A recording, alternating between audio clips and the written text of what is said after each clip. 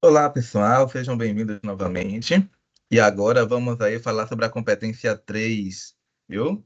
Selecionar, relacionar, organizar, interpretar informações, fatos, opiniões e argumentos em defesa de um ponto de vista, viu? Então, aquele momento de você mostrar para que você chegou nessa redação, nesse Enem, nessa proposta que vai ter aí. Olha, quando nós estamos falando sobre selecionar, relacionar, pronto, um ponto. Eu vou observar dentro ali da minha proposta, da proposta que tem no Enem, da minha produção textual, aqueles textos norteadores, eles vão nos dar uma base. Então é interessante que a gente faça uma seleção, né, da proposta, entender aquela proposta, para que nós também façamos uma seleção de argumentos, ideias, ó, referenciais teóricos, que vão embasar a nossa proposta. Então, o que é que está de acordo com aquela seleção, aquela proposta que o Enem está me dando?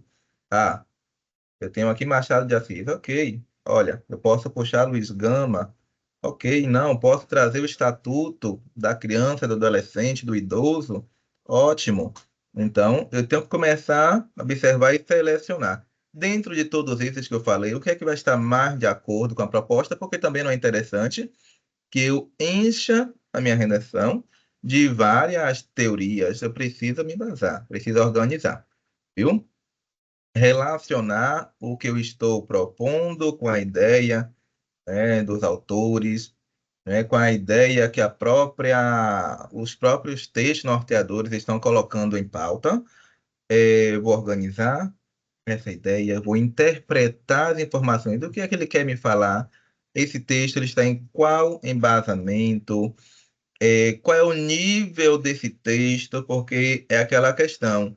O Enem ele está te dando ali três textos norteadores, mas qual é o nível de leitura que você precisa fazer dentro da subjetividade, muitas vezes está relacionada ali.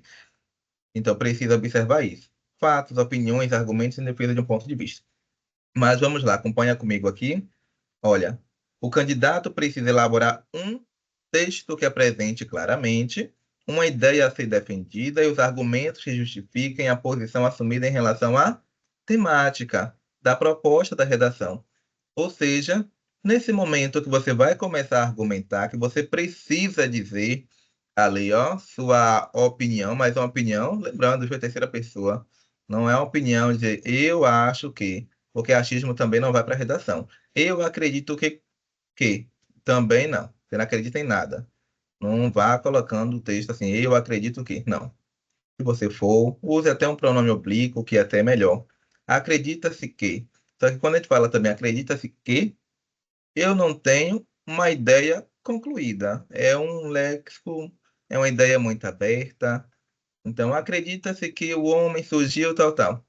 Olha, isso daí é uma teoria, entendeu? Porque não está embasado. Agora, se você afirma, é diferente. Agora, esse seu afirmar também é embasado. Por isso que na competência 2, na aula 2 também que eu falei para você, é interessante que você faça sempre o quê? Leituras, observando, compre livros mesmo, leia os e-books. Então, assim, vai sempre observando temas, principalmente obras, viu? Principalmente obras com temas sociais, viu? Se você trazer livro de coach aí, alguns não vai servir, viu? Então, assim, o Enem ele não vai trabalhar com essa perspectiva. Então, cuidado, viu? Com as alusões que são feitas a esse tipo de conteúdo, viu? É, a posição assumida em relação à temática da proposta de redação, ok? Você tem que assumir você tem que se posicionar naquele texto, viu? Trata da coerência, da plausibilidade entre as ideias apresentadas no texto, que é garantido pelo planejamento prévio à escrita, ou seja, pela elaboração de um projeto de texto. Ele quer dizer basicamente o quê? Você vai trabalhar com coesão e coerência, viu? Pessoal que já fez o curso comigo, né? E provavelmente estão assistindo essa aula também. É uma coisa que sempre eu falo. Quando nós estamos em propostas aí de coerência, eu estou pensando em questão temporal também, a sequência organizada dos fatos. Então, eu preciso dizer quando começou algo, qual é o meio intermédio sobre esse algo falado, aquela ação, as ações intermediárias e a conclusão dessa ação. Eu já não posso começar trazendo a conclusão, né? Que aí já entraremos aí também numa outra discussão, que é a figura de linguagem, mas a gente não vai tratar isso agora, viu? Mas, enfim, é só para você observar que a sequência de fatos, que você, como você organiza a sua redação, ela também vai discorrer sobre coerência textual. Além disso, quando eu falo também sobre coerência textual, pegando um pouquinho desse gancho, eu quero que você pense, ó, eu tenho um autor, por exemplo, aqui. Eu vou trazer Gregório de Matos, e eu vou trazer aqui, por exemplo, uma determinada, por exemplo, Malala, né? Gregório de Matos e Malala. O que é que esses dois podem ter em comum para poder colocar na redação?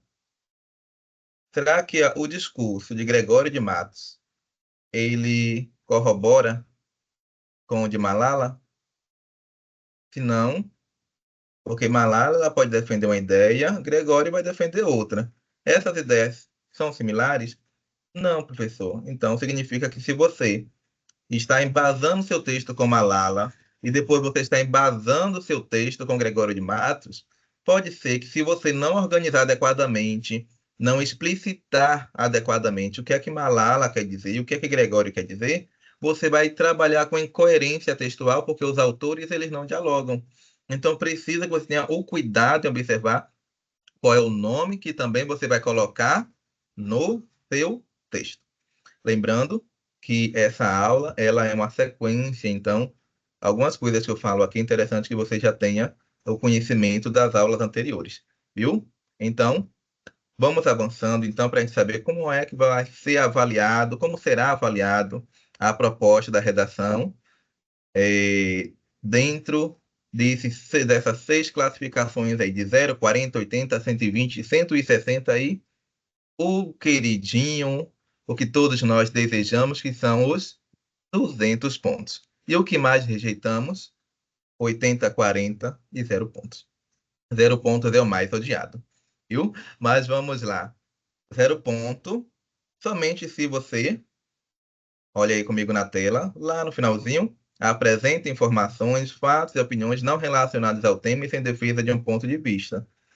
Ou seja, você está trabalhando não é com um texto dissertativo argumentativo, mas você se enganou e colocou só uma dissertação. Você só está dissertando, ou seja, falando sobre, expondo sobre, ainda trazendo um texto expositivo. Ou seja, isso também vai fugir da proposta, que é o Enem. O Enem quer ouvir você, tem o quê para propor, e essa sua proposição, sua ideia, viu? Não proposição, mas a sua ideia, ela é embasada em quê? Qual é a tese? Qual é a ideia defendida?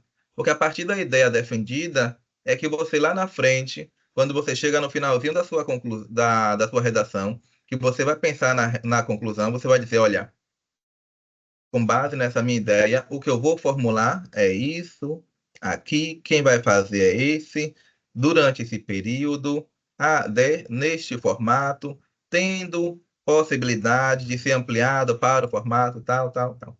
Isso vai depender também da sua proposta. 200 pontos, viu? Apresente informações, fatos e opiniões relacionados ao tema proposto de forma, ó, coisa bonita, consistente e organizada configurando a autoria em defesa de um ponto de vista. Ó, configurando a autoria. Quer dizer que você está propondo aquilo e não só aquele embasamento teórico que você trouxe. Não é só a fala de Gregório, ou, por exemplo, não é só uma proposta de Malala, mas é a sua proposta, que é embasada, que é justificada também por uma ideia ou pela uma narrativa que esses autores estão trazendo. 160 pontos apresenta informações, fatos e opiniões relacionados ao tema, ok? De forma organizada, com indícios de autoria em defesa de um ponto de vista. Ó, indícios de autoria. Ou seja, é algo que é seu, mas não é 100% seu. Ou seja, dá para se ver que nós temos aí pontos de outras falas, outros autores que já proporam, já falaram sobre isso. E você tem que trazer algo que é seu e embasado. Ok, mas cuidado, viu? Para você não ficar muito longe disso.